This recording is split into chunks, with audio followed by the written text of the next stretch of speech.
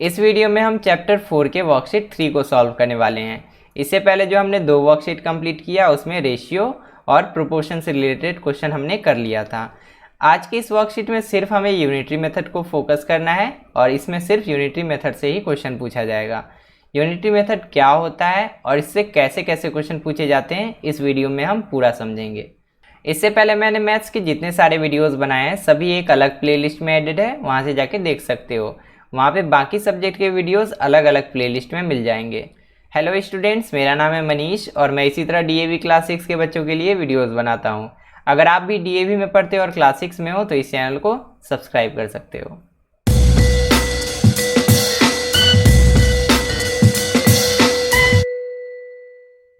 सबसे पहले हम देखते हैं कि यूनिटरी मेथड है क्या और इसमें किस तरीके के क्वेश्चन पूछे जाते हैं। यहाँ पे एक एग्जाम्पल क्वेश्चन गिवन है। It is Rohan's birthday party, he bought 15 geometry boxes for 450 rupees. वो 15 ज्योमेट्री बॉक्स खरीदा है, कितने में? 450 रुपीज़ में खरीदा है। To be given as return gifts, अपने दोस्तों को एज अ रिटर्न गिफ्ट वो देना चाहता है इसलिए खरीदा है। But 4 more friends came for the party, 4 और दोस्त इसके आ जाते हैं पार्टी के लिए। Let us find how much more money he needs to spend on 4 more geometry box. अब हमें फाइंड करना है कि 4 अगर और ज्योमेट्री बॉक्स खरीदेगा तो उसको कितना कॉस्ट देना पड़ेगा। तो इनडायरेक्टली हमसे पूछा गया है, हमें बता दिया गया है 15 ज्योमेट्री बॉक्सेस का कॉस्ट, मतलब अगर 15 खरीदते हो तो 450 रुपीज़ देना पड़ेगा। और हमें पूछा क्या गया है? हमें पूछा गया है 4 ज्योमेट्री बॉक्सेस का कॉस्ट। तो इसके लिए हम एक सिंपल मेथड फॉलो करते हैं। इसके लिए हम क्या करते हैं, अगर हमें 15 ज्योमेट्री बॉक्सेस का कॉस्ट गिवन है तो उससे पहले हम फाइंड करते हैं 1 ज्योमेट्री बॉक्स का कॉस्ट। जब हमें 1 ज्योमेट्री बॉक्स का कॉस्ट फाइंड हो जाएगा, हमें पता चल जाएगा, तो हम उसको जितने से मल्टीप्लाई करेंगे वो उतने ज्योमेट्री बॉक्स का कॉस्ट निकल जाएगा। जब हमें 1 ज्योमेट्री बॉक्स का कॉस्ट निकालना था तो हम यहाँ पे क्या करेंगे, 450 को 15 से डिवाइड करेंगे। उसके बाद हमें 4 का कॉस्ट निकालना है। डिवीजन करने से हमें मिल गया 30 रुपीज़ 1 ज्योमेट्री बॉक्स का कॉस्ट। उसके बाद जब इसको 4 से मल्टीप्लाई करेंगे तो हमें मिल जाएगा 4 ज्योमेट्री बॉक्स का कॉस्ट, डेट इज़ 120 रुपीज़। इसी तरीके के क्वेश्चन आते हैं इसमें। अब देखो यहाँ पे यूनिटरी मेथड का डेफिनेशन क्या दिया हुआ है। The method of first finding the value of one article और यूनिट बाय डिवीजन, मतलब पहले हम एक आर्टिकल का कॉस्ट निकालते हैं by division.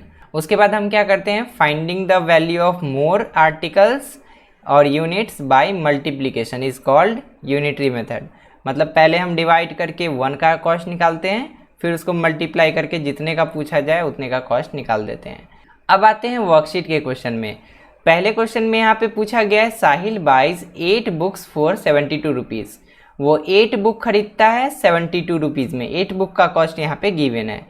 What is the cost of 45 books, तो 45 बुक्स का कितना कॉस्ट होगा। अब देखो यहाँ पे जो भी क्वेश्चन गिवन रहेगा उसमें 2 स्टेटमेंट जरूर होगा। एक स्टेटमेंट में कुछ बताया जाएगा और एक स्टेटमेंट में कुछ पूछा जाएगा। तो हमें समझना है कि क्या बताया जा रहा है और क्या पूछा जा रहा है। अब देखो इसको बनाने का प्रोसीजर क्या होगा। यहाँ पे हमें 8 बुक्स का कॉस्ट गिवन है, ठीक है, और 42 बुक्स का कॉस्ट हमें पूछा गया है। तो हम पहले 8 बुक्स से 1 बुक्स का कॉस्ट फाइंड करेंगे और उस 1 बुक के कॉस्ट को जब 45 से मल्टीप्लाई करेंगे तो हमें 45 बुक्स का कॉस्ट मिल जाएगा। तो इसी को हम फॉलो करेंगे। इस क्वेश्चन को बनाने के लिए जो पहला स्टेटमेंट हम लिखेंगे वो हम लिखेंगे जो कि हमें बताया गया है, जो कि हमें गिवन है। हमें क्या बताया गया है कि 8 बुक्स का कॉस्ट क्या है। लेकिन इस वाले स्टेटमेंट को हम 2 तरीके से लिख सकते हैं और वो 2 तरीका क्या है ध्यान से समझना, आगे किसी भी क्वेश्चन में दिक्कत नहीं होगा। तो हम इस गिवन डेटा को लिख सकते हैं cost of 8 books equal to 72 rupees, और इसको जस्ट उल्टा करके भी लिख सकते हैं 72 rupees is the cost of 8 books. यहाँ पे देखो बुक्स बाद में आया है और कॉस्ट पहले आया है, और ऊपर वाले स्टेटमेंट क्या है, बुक्स पहले आया है और कॉस्ट बाद में आया है। तो हम कौन सा स्टेटमेंट चूज़ करेंगे, हम वही स्टेटमेंट चूज़ करेंगे जिस तरीके से हमें पूछा गया है। अगर हमें बुक्स गिवन है और इसका कॉस्ट पूछा गया है तो कॉस्ट को हम बाद में रखेंगे, मतलब ये वाला स्टेटमेंट हम चूज़ करेंगे, प्राइमरी स्टेटमेंट। अगर हमें यहाँ पे कॉस्ट दे देता, नंबर ऑफ बुक्स पूछता, उल्टा पूछता, तो हम बुक्स को बाद में रखते और ये वाला स्टेटमेंट चूज़ करते। अभी धीरे धीरे क्लियर हो जाएगा जब हम सारे क्वेश्चन को सॉल्व करेंगे। तो क्योंकि यहाँ पे नंबर ऑफ बुक्स गिवन है और हमें कॉस्ट पूछा है, तो हम कॉस्ट को बाद में लिखेंगे और जो गिवन है उसको पहले लिखेंगे। ठीक है, उस तरीके से हम स्टेटमेंट लिखेंगे। तो पहला स्टेटमेंट होगा सिंस, इसको बोलते हैं सिंस का सिंबल। ठीक है, इसको याद रखना। और इसको बोलते हैं देयरफॉर का सिंबल, THEREFORE। ठीक है, तो since cost of 8 books equal to 72 rupees, क्योंकि 8 बुक्स का कॉस्ट 72 रुपीज़ है। हेंस या देयरफॉर कॉस्ट ऑफ 1 बुक। ठीक है, 8 बुक का दिया था, अब हम 1 बुक का फाइंड करते हैं। Cost of 1 book is equal to क्या हो जाएगा 72/8 रुपीज़। अब देखो यहाँ पे बाई क्यों हुआ, डिवाइड क्यों हुआ, क्योंकि जब हमें 8 बुक का गिवन है और हमें 1 बुक का पूछा जाए तो हम डिवाइड करके ही फाइंड करेंगे। यहाँ देखो 8 से बन गया ये 1, कैसे बना, जब 8 में हम 8 से डिवाइड करेंगे तभी ना 1 बनेगा। उसी तरीके से यहाँ पे हम 72 में भी 8 से ही डिवाइड करेंगे, तभी यहाँ पे जो नंबर आएगा उसको हम यहाँ पे लिखेंगे। दोनों तरफ एक ही चीज़ करना है। अब देखो कॉस्ट ऑफ 1 बुक हमें मिल गया 72/8। अब हम लिख सकते हैं देयरफॉर कॉस्ट ऑफ, हमें कितने बुक का कॉस्ट चाहिए 45 बुक्स का, तो cost of 45 books is equal to 72/8 multiply 45। अब देखो यहाँ पे मल्टीप्लाई क्यों किए हम, 1 से बन गया 45, कैसे बनेगा मल्टीप्लाई 45 करके, उसीलिए हम यहाँ पे भी मल्टीप्लाई 45 करेंगे। एकदम सिंपल है, पहले डिवाइड करना है फिर मल्टीप्लाई करना है। यूनिटरी मेथड में ऐसे ही बनता है। जब हम इसको सॉल्व करेंगे तो ये हो जाएगा 8 1 जा 8 और 8 9 जा 72, और जब 9 को मल्टीप्लाई करेंगे 45 से तो 9 5 जा 45, बचा 4, 9 4 जा 36 और 4 40, मतलब 405 रुपीज़ हो गया हमारा 45 बुक्स का कॉस्ट। इसी तरीके से बनाना है। अब देखो क्वेश्चन नंबर 2 को सॉल्व करते हैं। The bus fare of 20 person from Delhi to Chandigarh is 9,500 rupees. अगर 20 लोग जाते हैं दिल्ली से चंडीगढ़ तो उनको 9,500 रुपीज़ एज अ फेयर देना पड़ता है, भाड़ा देना पड़ता है। Find the bus fare of 19 person, अगर 19 पर्सन ही जाए, एक आदमी कम जाए, तो कितना फेयर देना पड़ेगा वो हमें फाइंड करना है। अब देखो यहाँ पे फाइंड क्या करना है, उसी के अकॉर्डिंग हम स्टेटमेंट लिखेंगे। हम 2 तरीके से स्टेटमेंट लिख सकते हैं, अभी मैंने बताया था। एक हम ऐसे लिख सकते हैं पर्सन पहले लिखें और फेयर बाद में, ऐसे भी लिख सकते हैं कि फेयर पहले लिख दें और पर्सन, नंबर ऑफ पर्सन बाद में लिखें। तो हम यहाँ पे देखेंगे इसके लिए कि पूछा क्या गया है।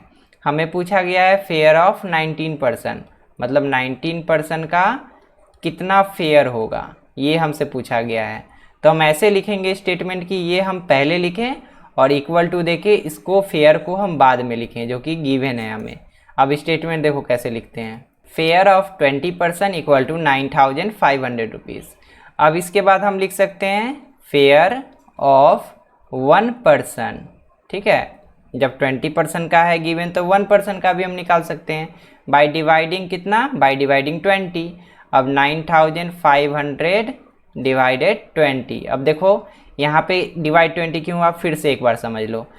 20 से 1 कैसे आ सकता है, जोड़ घटा करके तो नहीं ला सकते हैं, डिवाइड करके। अगर हम 20 में डिवाइड 20 कर दें तो यहाँ पे 1 आ जाएगा ना, उसीलिए हम यहाँ पे भी डिवाइड 20 कर देंगे। ठीक है, डिवाइड 20, ये लिखना नहीं है, बस समझने के लिए। ठीक है, तो यहाँ पे आ गया 9,500 डिवाइड 20। अब देखो इसको ऐसे ही रहने देते हैं, हम इसको कैंसिल आउट यहाँ पे नहीं करेंगे। एक स्टेटमेंट और आएगा, फेयर ऑफ कितना पर्सन पूछा गया 19 का, तो 19 पर्सन इज इक्वल टू क्या हो जाएगा 9,500 डिवाइड 20। ये तो 1 पर्सन का है ना, अब हमें 19 पर्सन का पूछा है तो 19 से मल्टीप्लाई कर दो, हो गया ना। अब देखो यहाँ पे कैंसिल आउट करेंगे, 0 0 साफ हो गया। ये 9,950 जब कटेगा तो ये हो जाएगा 475। उसके बाद यहाँ पे इसको मल्टीप्लाई करेंगे 19, इसको जब मल्टीप्लाई करेंगे तो यहाँ पे आ जाएगा 9,025 रुपीज़। अब देखो यहाँ पे जो कॉस्ट था 20 लोगों का, उससे तो कम आया ना, ये आंसर सही है।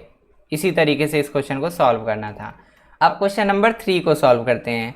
क्वेश्चन नंबर 3 में गिवन है अरुण अर्न्स 3,90,000 पर ईयर। 1 साल का अर्निंग इसका दिया हुआ है अरुण का। Find his earning for 25 weeks, हमें 25 वीक्स का पूछा गया है। अब देखो 25 वीक्स का अर्निंग तो हम तब बता सकते हैं जब हमें पता हो कि अरुण 1 वीक में कितना कमाता है। तो हमें सबसे पहले तो हमारा प्रायोरिटी यही है कि हम एक वीक का अर्निंग फाइंड करें। तो इसके लिए हम क्या करेंगे, हम पहले स्टेटमेंट लिखेंगे जो हमें गिवन है। Earning of Arun in 1 year equal to 3,90,000 rupees. अब देखो हमें वीक में कन्वर्ट करना पड़ेगा क्योंकि यहाँ पे ईयर में दिया हुआ है और हमें एक वीक का चाहिए। तो हम यहाँ पे लिख सकते हैं therefore earning of Arun in 52 weeks. अब देखो यहाँ पे 1 ईयर के बदले में हम 52 वीक्स लिख सकते हैं क्योंकि हमें पता है कि एक साल में 52 वीक्स होते हैं। तो 52 वीक्स का भी अर्निंग यही रहेगा 3,90,000 क्योंकि एक साल और 52 वीक्स तो सेम है। अब देखो एक और स्टेटमेंट अब लिखेंगे हम ताकि हमें पता चल जाए कि एक वीक का अर्निंग कितना है। Therefore earning of Arun in 1 weeks. एक वीक का अब अर्निंग निकालेंगे तो हम क्या करेंगे, 52 से डिवाइड कर देंगे। तो हम यहाँ पे लिखेंगे 3 9 4 बार 0 डिवाइड 52। ये हो गया एक वीक का अर्निंग। अब हम इजीली फाइंड कर सकते हैं 25 वीक्स का क्या अर्निंग होगा। तो हम यहाँ पे लिखेंगे therefore earning of Arun in 25 weeks. 25 weeks में क्या हो जाएगा, ये जो एक वीक का अर्निंग हमें मिला है उसको हम 25 से मल्टीप्लाई कर देंगे। एक वीक का अर्निंग है 3,90,000 डिवाइड 52, मल्टीप्लाई इसको किससे करेंगे, 25 से कर देंगे। इसको जब कैंसिल आउट करेंगे तो यहाँ पे 13 से कैंसिल आउट हो जाएगा, 13 4 जा 52 और ऊपर हो जाएगा 13 3 जा 39 और उसके बाद 4 जीरो बच रहा है तो 4 जीरो यहाँ पे दे देते हैं। ये हो गया 30,000। अब देखो 4 से ये भी कैंसिल आउट हो जाएगा, यहाँ पे 30,000 है तो यहाँ 4 से जब इसको कैंसिल आउट करोगे तो यहाँ पे 7,500 आ जाएगा। अब हमारे पास बच रहा है सिर्फ 7,500 और उसको मल्टीप्लाई करना है इस वाले 25 से। इन दोनों को मल्टीप्लाई करने के बाद आ जाता है 1,87,500। इसको एक बार चेक कर लेना, यही आंसर हो जाएगा। अब जल्दी से 4 नंबर क्वेश्चन को सॉल्व करते हैं। इसमें हमें गिवन है कॉस्ट ऑफ 18 kg वीट और हमें पूछा गया है 1 क्विंटल वीट का कॉस्ट क्या होगा। 1 क्विंटल मतलब होता है 100 kg, ठीक है। अब देखो इसको फाइंड करने के लिए हमारा प्रोसीजर क्या होगा, 18 kg का दिया हुआ है तो हमें पहले फाइंड करना पड़ेगा कि 1 kg का कॉस्ट कितना है। जब हमें 1 kg का कॉस्ट मिल जाएगा तो उसको हम 100 से मल्टीप्लाई कर देंगे तो हमें 100 kg का कॉस्ट मिल जाएगा। एकदम सिंपल है। तो सबसे पहले हम यूनिटरी मेथड अप्लाई करके 1 kg का कॉस्ट निकालेंगे। Since cost of 18 kg wheat is equal to 216 rupees. इसके बाद हम लिख सकते हैं therefore cost of 1 kg wheat is equal to क्या हो जाएगा, 216/18। यहाँ पे हम 18 से डिवाइड करेंगे 1 का फाइंड करने के लिए। उसके बाद हम क्या करेंगे, देयरफॉर कॉस्ट ऑफ 1 क्विंटल का हमें निकालना है और 1 क्विंटल क्या होता है, 100 kg होता है। तो हम डायरेक्ट यहाँ पे लिख देते हैं 100 kg। 100 kg wheat is equal to क्या हो जाएगा, 216 डिवाइड 18 मल्टीप्लाई 100। यहाँ पे इसको सॉल्व करते हैं, 18 से ये कट जाएगा, 18 1 जा 18, ऊपर भी 18 1 जा 18 होगा। उसके बाद इधर कितना बचेगा, 19 20 21, 3 बच रहा है और 3 6 मिलके 36 हो गया। अब 18 2 जा 36, इसको डिवाइड भी करोगे तो 12 टाइम में कट जाएगा। अब 12 मल्टीप्लाई 100 हो जाएगा 1200। यही 1200 रुपीज़ हो गया कॉस्ट ऑफ 1 kg। अब इस 100 kg को हम लिख देते हैं यहाँ पे 1 क्विंटल। क्या दिक्कत है, यहाँ पे जब 1 क्विंटल लिख देंगे तो ये हो जाएगा therefore cost of 1 quintal wheat is equal to 1200 rupees. इस तरीके से हम बना सकते हैं। 5th नंबर को अब सॉल्व करते हैं उसी तरीके से। 4 इरेजर का कॉस्ट हमें गिवन है 10 रुपीज़, 4 इरेजर का, और हमें फाइंड करना है 1 डजन इरेजर का कॉस्ट कितना होगा। 1 डजन मतलब क्या होता है, 12, ठीक है। तो हमें 4 इरेजर का कॉस्ट गिवन है और हमें 12 का कॉस्ट निकालना है। तो सबसे पहले हम स्टेटमेंट लिखेंगे cost of 4 eraser equal to 10 rupees. Therefore cost of 1 eraser is equal to क्या हो जाएगा, 10/4 रुपीज़। हम डिवाइड कर देंगे 1 का निकालने के लिए। देयरफॉर कॉस्ट ऑफ कितना इरेजर, 12 का फाइंड करना है ना, 12 eraser is equal to 10/4 multiply 12, इतना रुपीज़ हो जाएगा।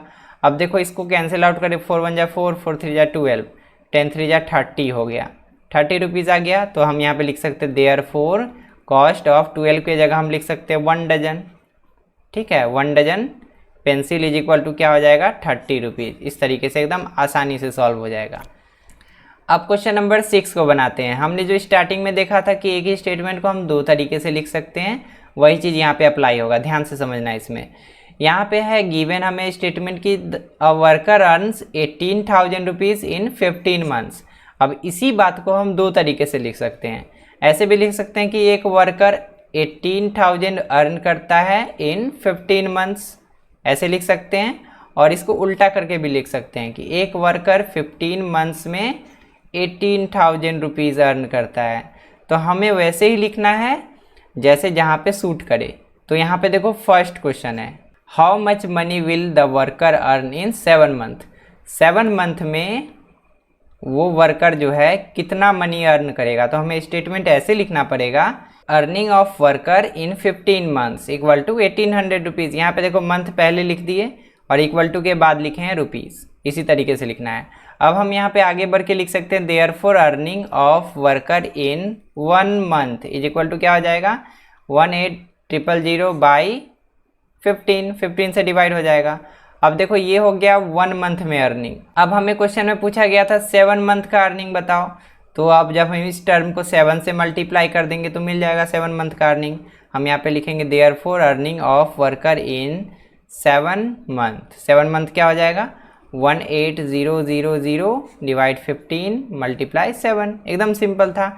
अब इसको सिंप्लीफाई करेंगे, जितना आंसर आ जाएगा वही हो जाएगा अर्निंग ऑफ 1 मंथ। यहाँ पे इसको कैंसिल आउट करेंगे, ये हो जाएगा 15 1 जा 15, ये हो जाएगा 15 1 जा 15 और 15 2 जा 30।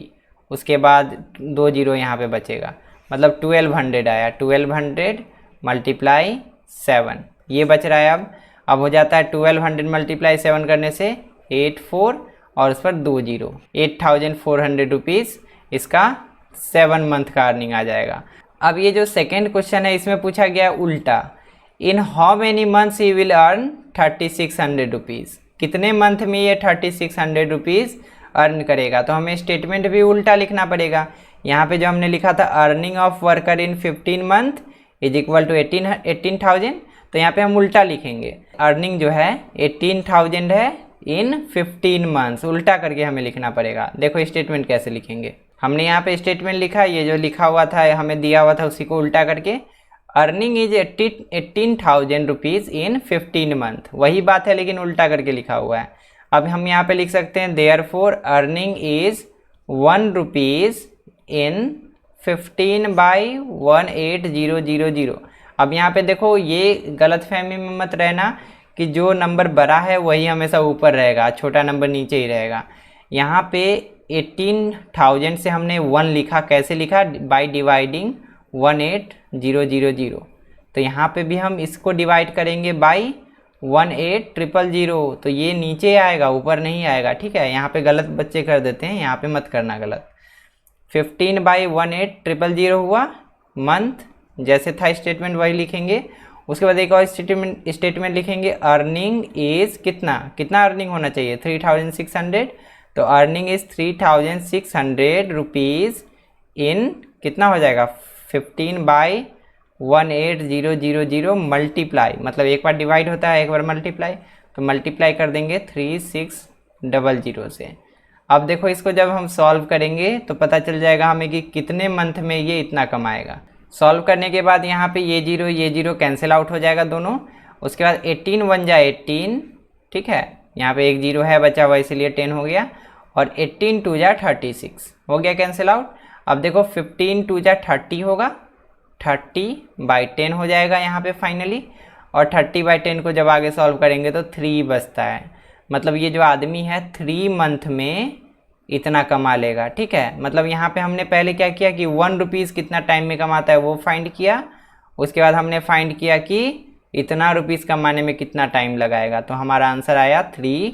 इसी तरीके से प्रॉपरली स्टेटमेंट पहले लिखना ज़रूरी है और उसके बाद अच्छे से कैलकुलेशन करना जरूरी है, तब सारा क्वेश्चन ईजिली बनेगा। क्वेश्चन नंबर 7 में भी उसी तरीके से है, 2 तरीके से हमें स्टेटमेंट लिखना है। पहले है गिवन यहाँ पे the weight of 72 books is 9 kg। अब यहाँ पे पूछा है find the weight of 80 such books, तो हम इसके लिए तो डायरेक्ट स्टेटमेंट लिखेंगे, since weight of 72 book equal to 9 kg, therefore weight of 1 book का वेट क्या हो जाएगा 9/72 kg। ठीक है, डिवाइड होगा पहले, उसके बाद देयरफॉर वेट ऑफ कितना बुक पूछा है 80 बुक का वेट पूछा है, तो weight of 80 book equal to 9/72 multiply 80। अब देखो यहाँ 9 1 जा 9, 9 8 जा 72, 8 से ये 10 बार में साफ, यहाँ पे 10 आंसर आ गया। मतलब 80 बुक्स का वेट क्या आ जाएगा, 10 kg आ जाएगा। अब यहाँ पे जो दूसरा क्वेश्चन गिवन है इसमें हमें इस स्टेटमेंट को उल्टा करके लिखना है। हमें उल्टा करके कैसे लिखना पड़ेगा, हम लिखेंगे 9 kg is the weight of 72 books. उल्टा करके हमें लिखना पड़ेगा, तब ये क्वेश्चन बनेगा। 9 kg is the weight of 72 books. जो स्टेटमेंट हमें दिया हुआ था उसी को हमने उल्टा करके लिखा, क्योंकि यहाँ पे kg पहले हमें लिखना था क्वेश्चन के हिसाब से, तो kg हमने पहले लिखा। एकदम क्लियर है ना। अब देखो 9 kg is the weight of 72 books, therefore अब देखो यहाँ पे 9 kg की जगह 1 लाना है, तो हमें यहाँ पे 1 kg is the weight of 72/9। यहाँ पे हमने 1 लाया तो 9 से डिवाइड करना पड़ेगा ना दोनों साइड। यहाँ भी 9 से डिवाइड हुआ तो 9/9 1 हो गया, इधर भी 9 से डिवाइड होगा तो 72/9 हो जाएगा, 72/9 बुक्स। अब हमें फाइंड करना है कि 6 kg कितने बुक्स का वेट होगा, तो हम लिखेंगे therefore 6 kg is the weight of 72/9। इसको 6 से मल्टीप्लाई करना पड़ेगा, मल्टीप्लाई 6 बुक्स। अब इसको सॉल्व करेंगे तो हमें पता चल जाएगा कितने बुक्स का होगा। यहाँ पे हो जाएगा 3 2 जा 6, 3 3 जा 9, और यहाँ पे ये 3 से कट जाएगा, 3 2 जा 6, 3 4 जा 12, 24 टाइम्स में साफ।